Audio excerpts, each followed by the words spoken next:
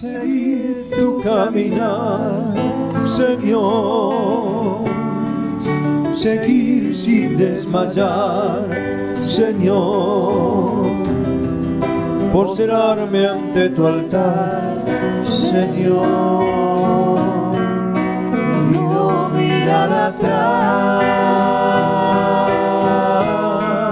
seguir tu caminar, Señor, seguir sin desmayar, Señor. El apóstol Pablo a Timoteo,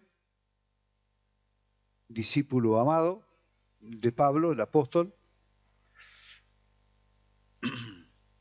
joven, lleno de consejos por todos lados, lleno de cuidado por todos lados, lleno de carta por todos lados, pastoreando el apóstol Pablo a Timoteo, que estaba al frente de una obra, y obviamente la obra es de gran, enorme responsabilidad, cuando tomamos las cosas en serio, ¿no?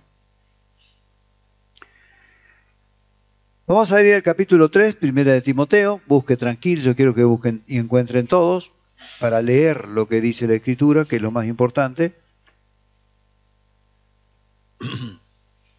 Allí es donde el apóstol Pablo se extiende en un tema, pero muy importante para todos nosotros, en manera especial los que estamos sirviendo a Dios o los que anhelamos servir a Dios. Tenemos que tener en cuenta estas cosas. Los consejos del apóstol Pablo a su discípulo Timoteo, o Tito, o Filemón, son muy importantes para los que comenzamos o comienzan a servir al Señor. Uno ya hace un rato largo que comenzamos, pero igual precisamos de esto, necesitamos siempre, esto no falla nunca. Capítulo 3, ¿encontramos todo? ¿Falta alguno? ¿Están todos? Bueno, yo empiezo, arranco. Capítulo 3, versículo 14. Esto te escribo, dice el apóstol Pablo a Timoteo, aunque tengo la esperanza de ir pronto a verte, para que si tardo sepas cómo debes conducirte en la casa de Dios, la iglesia,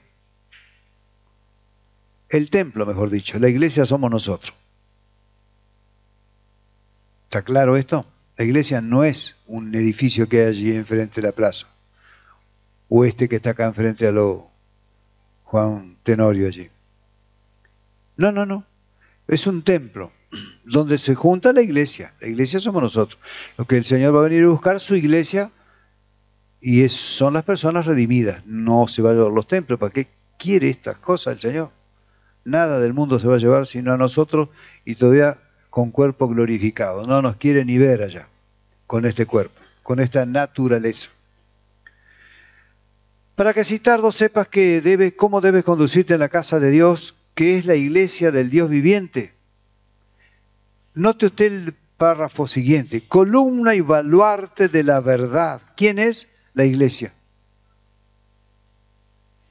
El pueblo de Dios es el que sostiene todo el edificio de la congregación por medio del Espíritu Santo, por supuesto, que está en cada uno de nosotros.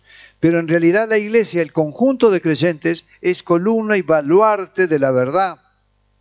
La verdad que está en la Biblia, la verdad de Dios, la verdad que es Cristo, la verdad que hemos recibido. En el caso mío, con Beatricita, 45, 46 años. El 16, e indiscutiblemente grande es el misterio de la piedad. La piedad de la cual nosotros somos objeto, porque no éramos muy piadosos. Por el contrario, para nosotros se aplicaría la palabra, si no tuviéramos a Cristo, la palabra impío, que es alguien sin piedad. No somos impíos, somos piadosos, tenemos una piedad que Dios nos ha conferido, no es nuestra, es del Señor, está en nosotros. Indiscutiblemente grande es el misterio de la piedad, porque para esta piedad que la cual disfrutamos, gozamos y podemos poner y exponer y poner en marcha, practicarla, hubo que hacer esto de parte de Dios. Ocurrieron estas cosas preciosas que siguen. Dios fue manifestado en carne. Jesucristo el Señor se hizo carne, se hizo un cuerpo parecido al nuestro. Vuelvo a mencionar que no era igual, porque no era de la misma simiente, no nació de papá y mamá. Si no hubiera sido igual a nosotros, hubiera pecado como nosotros y no hubiera servido el ministerio. Fue manifestado en carne, justificado en el Espíritu Santo, con mayúscula por supuesto, visto de los ángeles que anhelaban ver esta salvación tan grande.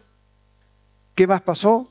Predicado a los gentiles, es decir, a los no judíos, nosotros, yo de judíos tengo poco, creído en el mundo completo, no todos, pero en todo el mundo. No hay una ciudad que sean completamente creyentes todos, de ninguna manera, eso es mentira. Cuando se escucha por ahí esas propagandas, esos ganchos, Gualeguaychú para Cristo, mentiroso. Dios tiene un remanente en cada lugar, siempre lo ha tenido, aún de su propio pueblo. El pueblo israelita fueron un mínimo porcentaje redimidos, salvos, creyeron. Los demás se perdieron, los que no murieron picados por las víboras en el desierto, Dios se las mandó, los otros murieron por otro tipo de cosas, plagas, pestes, bueno, todo lo que sea, los egipcios mataron ¿cuántos? Esos no eran protegidos de Dios. Cuando llegaron las plagas a Egipto que mandó Dios para liberar a su pueblo, de allí esclavo por 400 años y algunas monedas. ¿Qué ocurrió? Vinieron una montaña de plagas raras. El río se hizo sangre, langostas que no dejaban ni vivir. ¿Cuántas otras cosas ocurrieron, no? Y para que el ángel de la muerte no entrara, para los que creían, había que pintar los dinteles de las puertas con sangre de animales inocentes, como se hacía con los sacrificios. Sacrificio de animales inocentes para cubrir el pecado del pueblo, no para borrar. Cristo, el Cordero de Dios que quita el pecado del mundo, lo quitó. Los que hemos creído hemos sido justificados, acá dice, justificados. Entonces allí no entraba el ángel de la muerte, no había matanza, pero en los que no había, así egipcios como judíos, el ángel de la muerte entraba y allí no quedaba ni uno. Murieron todos los primogénitos. Qué terrible, ¿no? Debe ser terrible. Terrible que se le muera un hijo a uno, debe ser terrible, debe ser tremendo. Así que fue Dios manifestado en carne, justificado en el Espíritu Santo, visto de los ángeles, predicado a los gentiles, creído en el mundo, recibido arriba en gloria cuando ascendió a los cielos el Señor. Amén. Capítulo 4, comenzamos algunos versículos, hasta el 5 nada más. Pero el Espíritu Santo dice claramente que en los postreros tiempos algunos apostatarán de la fe. Se nombrarán, se creerán cristianos, dirán que son cristianos, pero mira qué detalles extraordinarios. Escuchando espíritus engañadores y a doctrina de demonios. Todo lo que no es doctrina de Dios viene del diablo, no hay ninguna duda. En cuanto a doctrina, de manera especial.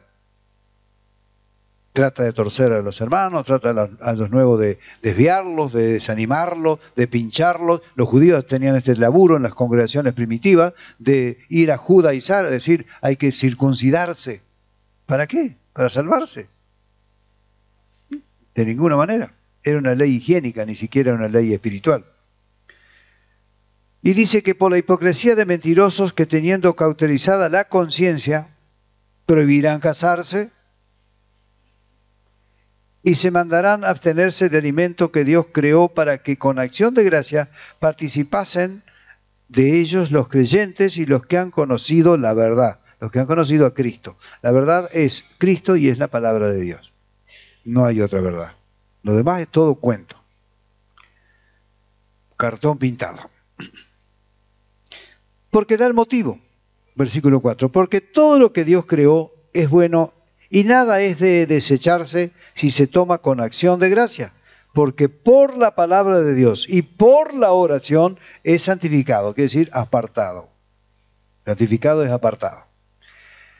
Es cortito el pasaje, pero nótese, amado, querida hermana, que dice que en los postreros tiempos, claramente, que en los postreros tiempos algunos apostatarán de la fe, escuchando espíritus engañadores, haciéndole caso, quiere decir, y a doctrinas de demonios. por la hipocresía de mentirosos que, teniendo cauterizada la conciencia en cuanto a lo espiritual, no son espirituales. En eso se basan absolutamente todas las religiones del mundo. Por eso hay tantas. Y va a haber más. Prohibirán casarse y mandarán abstenerse de alimento que Dios creó, para que con acción de gracias participasen de ellos los creyentes y los que han conocido la verdad. Es decir, todo esto está en marcha desde hace muchos años, miles de años que ya está en marcha. Todo esto está en marcha. Pero el Señor, dentro de ese grupo de gente que es enorme, mayoritario por lejos, tiene su remanente, el de siempre. En cada dispensación, en cada tiempo, en cada momento, siempre ha habido un remanente. Había 4 personas de la creación adánica cuando ya uno era asesino.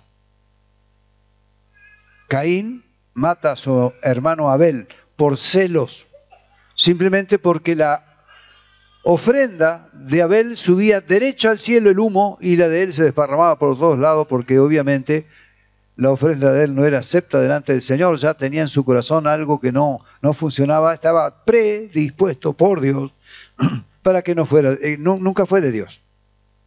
Para ser de Dios y creer en Dios hay que estar predestinado, preestablecido por Dios, nuestras almas apartadas desde antes de la fundación del mundo, para poder creer y ser salvos.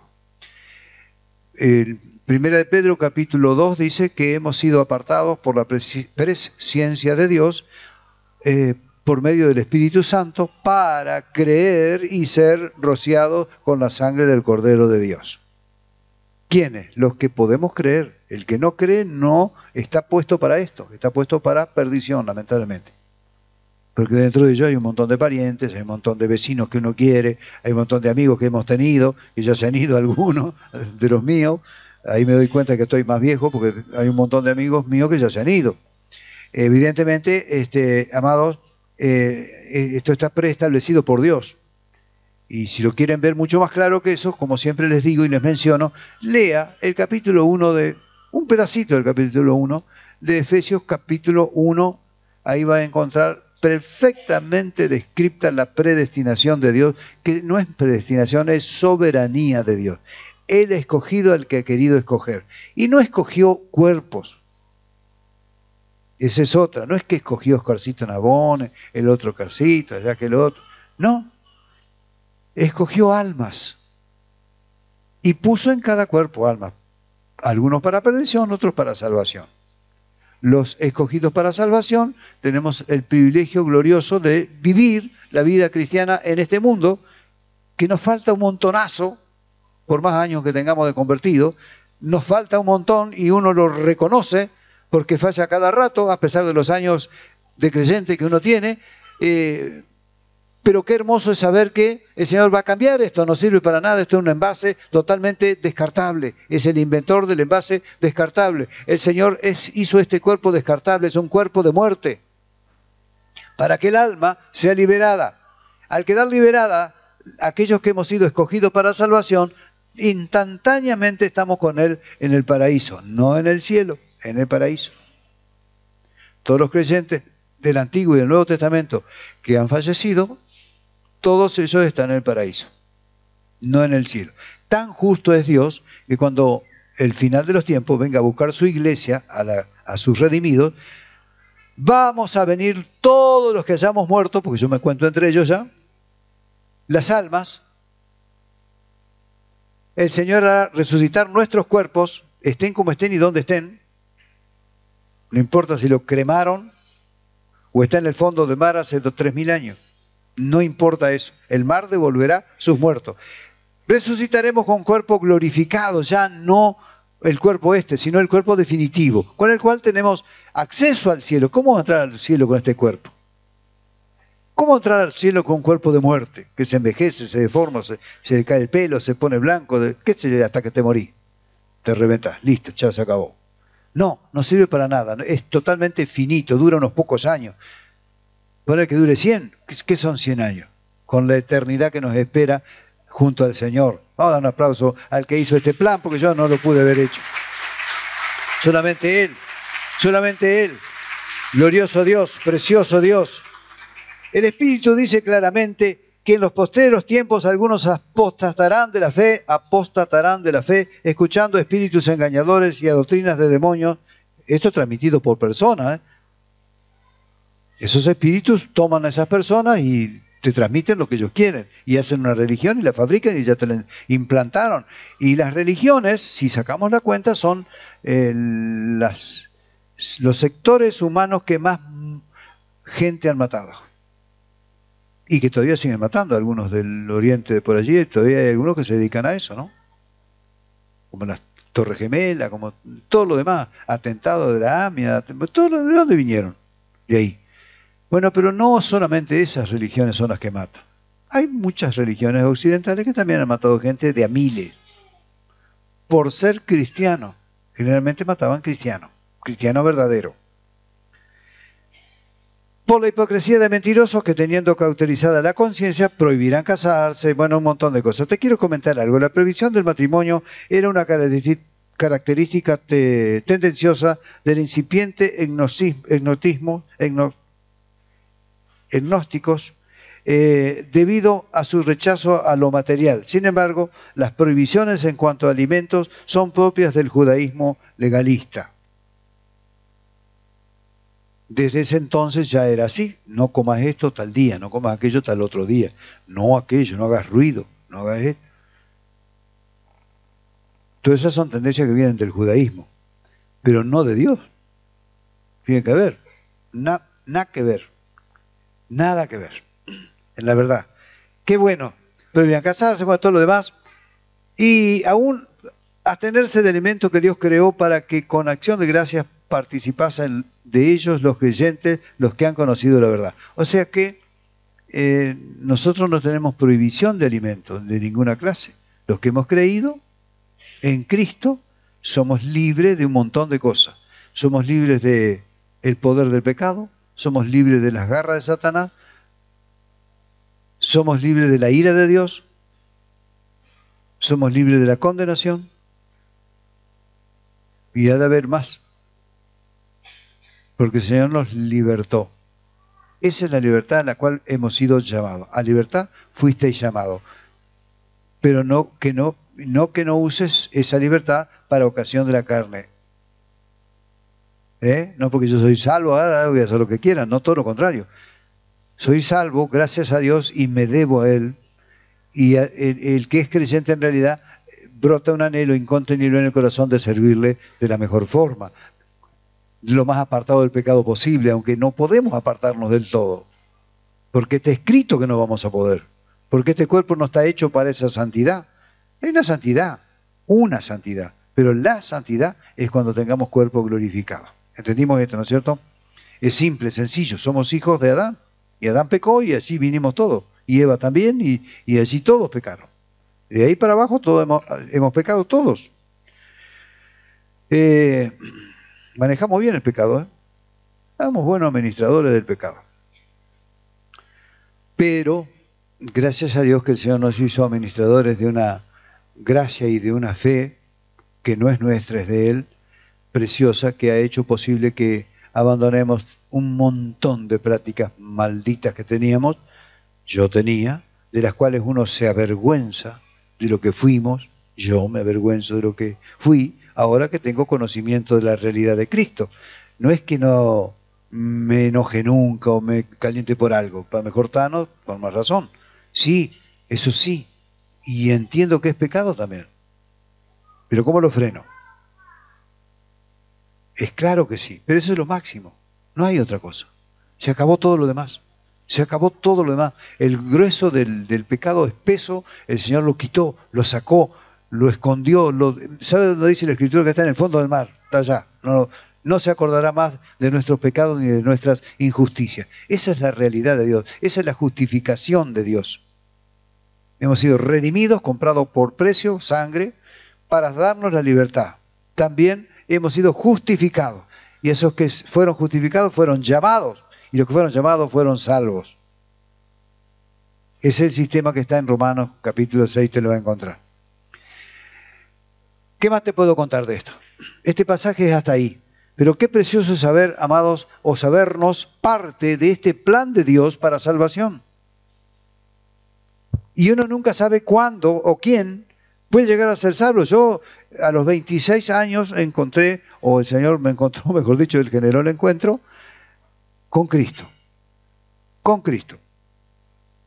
Con una persona que nos iba a predicar al taller y me tenía verde. Yo le he contado que lo eché 3 veces y las 3 veces volvía. Está ahí en una foto del panel, del panel de fotos que está ahí, el banner. Banner se llama, ¿no? Sí.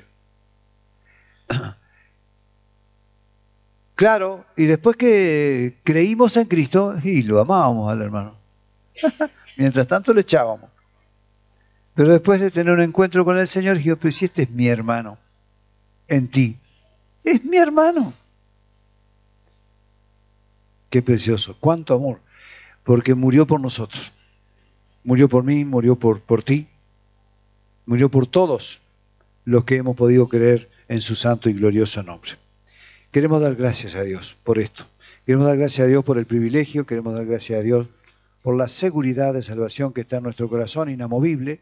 No es una cosa que la manejamos nosotros, no es que me impongo, yo soy salvo, yo soy salvo. No, no es eso.